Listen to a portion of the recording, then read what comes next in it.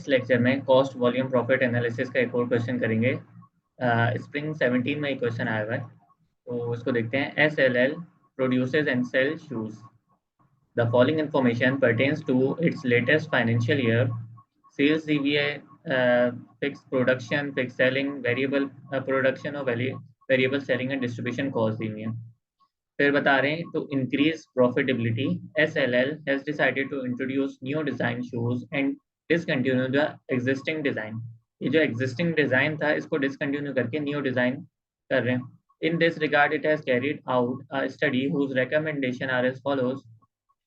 Point 1 क्या है? Replace the existing fully depreciated plant with a new plant at an estimated cost of 50 million.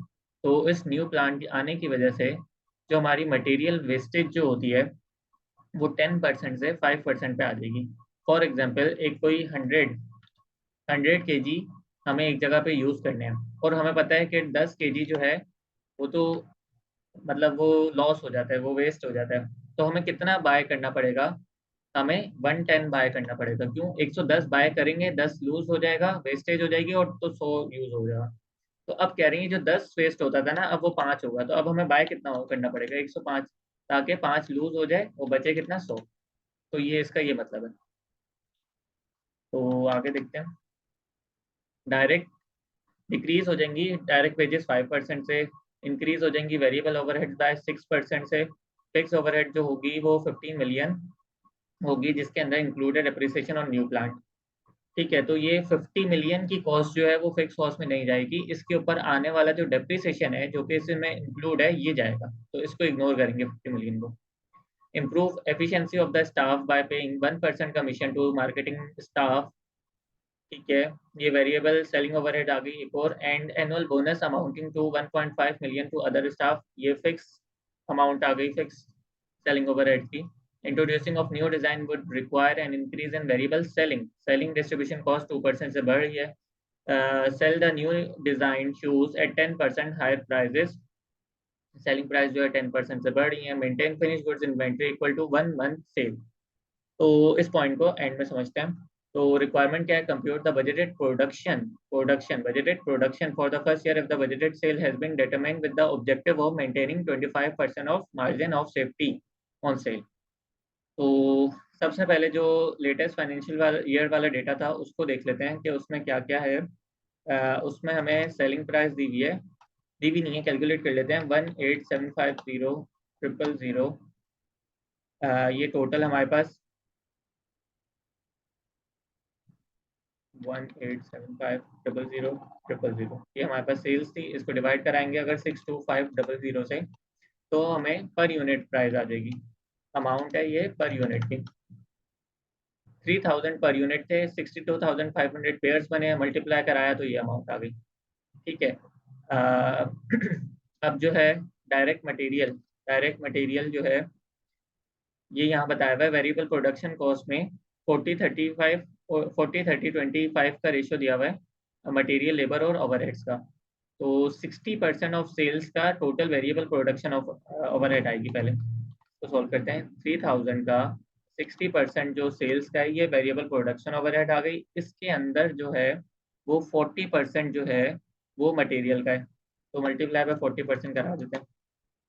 इसी तरीके से direct labour calculate कर लेते हैं। 3000 का जो 60% है वो है वेरिएबल प्रोडक्शन ओवरहेड, इसके अंदर जो है 35% का लेबर है, तो इसको 35 से मल्टीप्लाई करा देंगे। सिमिलरली वेरिएबल ओवरहेड्स दिए हुए हैं, वो 3000 का 60% और 25%, तो ये आ जाएगी। तो ये प्रोडक्शन की हो गई। अब है वेरिएबल सेलिंग ओवरहेड्स हैं, और ये कितने हैं? 15% ऑफ सेल्स। तो 3000 का 15% जो है वेरिएबल सेलिंग ओवरहेड्स हो गए, 450 आ गए। उसके बाद बस ये लास्ट जो डेटा था वो यही दिया हुआ है। इसको कॉपी करके नीचे ले आते हैं, क्योंकि अब इंफॉर्मेशन यहाँ से यूज होनी है। तो ये था। अब हम ये एग्जिस्टिंग था, तो अब हम जो ये न्यू डिज़ाइन प्रोड्यूस कर रहे हैं उस पर जा रहे हैं। ये एग्जिस्टिंग की थी पर यूनिट।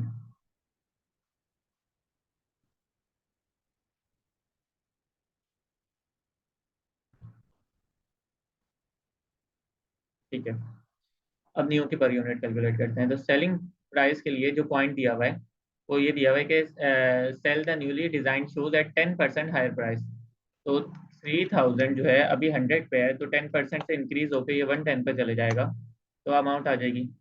डायरेक्ट मटेरियल क्या बोल रहे हैं, reduce material wastage from 10% to 5%। पहले हम 110 बाय करते थे जिसमें से 10 वेस्टेज होती थी और 100 यूज होता था, अब वो 5 की वेस्टेज हो रही है। तो पहले जो है ये 720 110 पे होता था, अब मैं इसको 105 पे ले जाता हूँ। फिर डायरेक्ट वेजेस जो है वो 5% से डिक्रीज हो रही हैं। तो 630 को अगर मैं 95 पे ले जाऊँ तो 5% से डिक्रीज हो जाएंगी। फिर उसके बाद variable overheads increase variable overheads by 6%। तो 450 का अगर ये 100 पे है तो इसको मैं 106 पे ले जाता हूँ, 6% से इंक्रीज कर देता हूँ। और फिक्स ओवरहेड्स बाय 15 मिलियन। तो फिक्स ओवरहेड्स जो है वो 15 मिलियन से इंक्रीज हो रहे हैं, तो फिक्स की यहाँ पे कैलकुलेट कर लेते हैं। इंक्रीज हो रहा है एक तो 15 मिलियन से,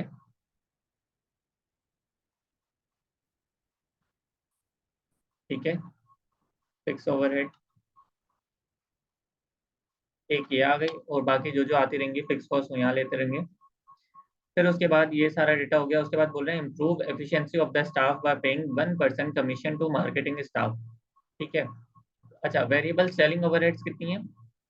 Introduction of new design would require an increase in variable selling and distribution cost by 2% से इंक्रीज हो रहा है। तो 450 को 102 पे ले जाते हैं, अभी 100 पे। फिर एक चीज और बताई है नियो में क्या होगी, कमीशन पे करना पड़ेगा 1% ऑफ सेलिंग प्राइस, तो कमीशन भी पे कर दिया। तो अब कैलकुलेट करते हैं सीएम सेल्स में से ये जितनी भी कॉस्ट हैं इन सबको माइनस कर देते हैं, एक एक करके सब कॉस्ट माइनस कर दी, तो 1045.2 का हमारे पास सीएम आ जाएगा। उसके बाद सीएम भी हो गया। फिर आगे देखते हैं।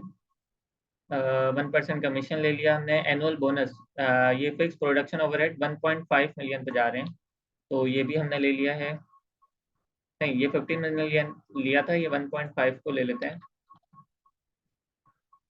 उसके बाद ये पॉइंट हो गया, ये पॉइंट हो गया, और ये एंड में हो जाएगा। तो फिक्स कॉस्ट हमारे पास कितनी हो गई है, पूरा डेटा एक मरतबा दोबारा देख लेते हैं।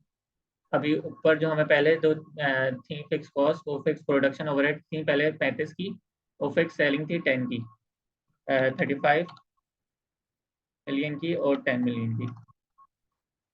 तो टोटल फिक्स कितनी आ गई हमारे पास, 6150,000 की। ये दोनों जो पहले से कॉस्ट हो रही थी, फिक्स कॉस्ट जो लग रही थी, और ये न्यू डिजाइन की वजह से ये दोनों फिक्स कॉस्ट लगने शुरू हो गई, तो टोटल 6150,000 की आ गई। तो हमारे पास फिक्स कॉस्ट भी आ गई, हमारे पास सीएम भी आ गया, कंट्रीब्यूशन मार्जिन भी आ गया। तो बस फिर ब्रेक इवन निकाल लेते हैं। ब्रेक इवन कैसे आता है, फिक्स कॉस्ट को जब हम डिवाइड कराते हैं सीएम से तो ब्रेक इवन आ जाता है। हमें फिक्स कॉस्ट जो दी हुई है 6150,000 और जो सीएम दिया हुआ है वो ये है, तो 58838.8 क्या है, ये यूनिट्स हैं, क्योंकि हम ब्रेक इवन इन यूनिट्स में फाइंड किया है, तो ये हमारे पास यूनिट्स आ गए ब्रेक इवन के। अब वो क्या कह रहे हैं कि मेंटेन कर रहे हैं मार्जिन ऑफ सेफ्टी 25%। तो अगर ज़रूरत नहीं है मार्जिन ऑफ सेफ्टी निकालने की, लेकिन अगर मैं निकालूं तो ये जो है, अच्छा पहले इसको समझ लेते हैं। ये एक्सपेक्टेड सेल्स जो है वो कैसे आती है, ब्रेक इवन सेल्स, ठीक है, प्लस मार्जिन ऑफ सेफ्टी की सेल्स। ठीक है, तो मार्जिन ऑफ सेफ्टी जो है अगर यहाँ पे 25 है, ठीक है, तो ये कितनी होगी, ये 75 होगी, ये 75 होगी, ये 25 होगी, तो जब भी तो ये 100 बनेगी। तो मार्जिन ऑफ सेफ्टी अगर फाइंड करें तो ब्रेक इवन सेल्स को अगर मैं डिवाइड कर रहा हूँ 75 से, क्योंकि ये 75 पे है, तो मुझे अभी जाना कितने पे है, मुझे मार्जिन ऑफ सेफ्टी पे जाना है, तो मार्जिन ऑफ सेफ्टी 25 है, तो इस तरह मार्जिन ऑफ सेफ्टी आ जाएगी। अब एक्सपेक्टेड सेल्स यहाँ से आ जाएंगी। एक्सपेक्टेड सेल्स कैसे आएंगी, ब्रेक इवन और मार्जिन ऑफ सेफ्टी दोनों को ऐड कर देंगे। लेकिन अगर यहाँ पता है कि ये 75 है तो ये 100 है, ऐसे भी निकाल सकते हैं। कैसे? ब्रेक इवन जो है ये 75 पे है, मुझे जाना है 100 पे, तो इस तरह भी आ जाएगी। सही हो गया। ठीक है, ये आ गई है हमारे पास इस जो है ईयर की सेल्स, एक्सपेक्टेड सेल्स। हमें सेल्स नहीं फाइंड करनी थी, हमें फाइंड करनी थी प्रोडक्शन।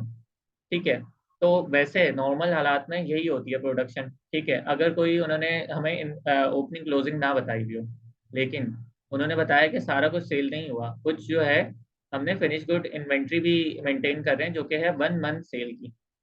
तो अगर मैं डायरेक्ट प्रोडक्शन निकालूं, या चलो अगर मैं 1 महीने की फिनिश गुड्स इन्वेंट्री निकालूं, तो ये जो है इस 12 महीने की है, मुझे 1 महीने की चाहिए। ठीक है, तो ये आ गई। तो इसमें यहाँ ले आऊं, तो ये क्या आ गई? Finish goods inventory. ठीक है, और अगर मैं बजटेड प्रोडक्शन निकालूं, बजटेड प्रोडक्शन निकालूं, तो कैसे आएगी इसको? ये जो एक्सपेक्टेड सेल्स है, इसमें फिनिश गुड्स की सेल्स को ऐड कर देता हूँ ना। क्यों? टोटल प्रोडक्शन तो इतनी हुई होगी, उसमें से जो है कुछ फिनिश गुड्स में बच गया है, बाकी सेल हो गया है ना।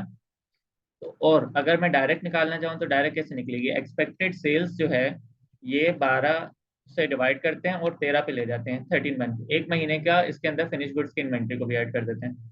1 मंथ सेल थी ना, तो ये डायरेक्ट भी आ जाएगी।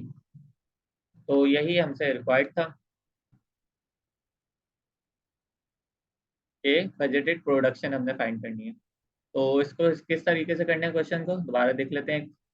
हमने सबसे पहले जो करंट था डेटा, उसके जरिए से सारी सेलिंग प्राइसेस निकालनी, फिर उन सेलिंग प्राइसेस को हमने कंपेयर किया, जो इंक्रीज डिक्रीज हो रहा था उसको करके हमने न्यू जो हम प्लांट लगा रहे हैं उसके ऊपर हमारे पास सेलिंग प्राइसेस आ गई, उससे हमने सीएम कैलकुलेट कर लिया। तो ब्रेक इवन के लिए हमें फिक्स कॉस्ट पता होनी चाहिए और सीएम पता होना चाहिए। तो सीएम तो पता चल गया, फिक्स कॉस्ट के लिए ये सारी हमने फिक्स कॉस्ट कैलकुलेट कर ली। तो fix cost divide by CM किया तो ब्रेक इवन के यूनिट्स आ गए। फिर हमें पता है हमें एक्सपेक्टेड सेल्स पे जाना है ना, तो हमें पता है कि ये मार्जिन ऑफ सेफ्टी अगर नहीं भी निकालें तो डायरेक्ट हमने क्या किया, ये ब्रेक इवन सेल जो है वो 75 पे, हम 100 पे ले गए, तो एक्सपेक्टेड सेल्स आ गई। फिर इसका जो 1 मंथ का जो एक्सपेक्टेड सेल्स की जो 1 मंथ है, यहाँ लिखा हुआ है maintain finish goods inventory equal to 1 month sell. तो ये जो सेल्स का 1 मंथ है वो हम फिनिश गुड्स इन्वेंट्री मेंटेन करते हैं। तो इन दोनों को ऐड करेंगे तो तब भी प्रोडक्शन, बजटेड प्रोडक्शन आ जाएगी, या ये 1 मंथ इसको 12 से डिवाइड करके 13 मंथ्स की निकाल लेंगे तो तब भी हमारे पास ये आ जाएगी। तो आई होप ये लेक्चर भी अच्छे से समझ आ गया होगा। तो that's all for this lecture.